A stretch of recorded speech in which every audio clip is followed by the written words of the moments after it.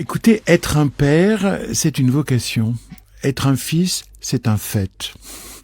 Et donc un vrai père, je dis pas un père par accident, c'est quelqu'un qui s'engage, c'est quelqu'un qui a autant de devoirs que d'amour, c'est quelqu'un qui veut que son fils pousse droit, avec de bonnes valeurs, qui le fasse tenir solide après dans l'existence. Quand on est un fils, on reçoit, on s'engage à rien. Et on va souvent reprocher au père tout ce qui ne fonctionne pas. Alors moi-même, depuis que je suis père, je vois la dissymétrie totale du rôle père-fils. Parce que père, c'est un rôle, fils, c'est un fait. Et donc ça me frappe. Et puis aussi, je pense, parce que non seulement je suis père, mais je suis orphelin.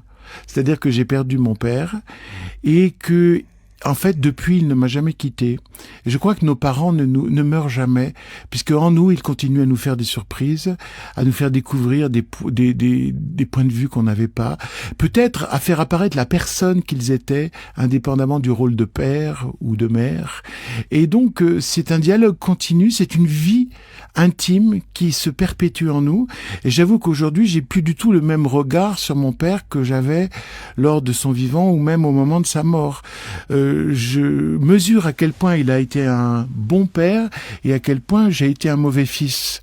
Ça ne m'apparaissait pas du tout lorsque nous nous aimions et nous affrontions, parce que c'était les deux.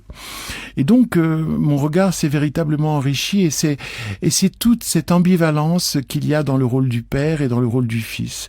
Un fils doit tuer son père.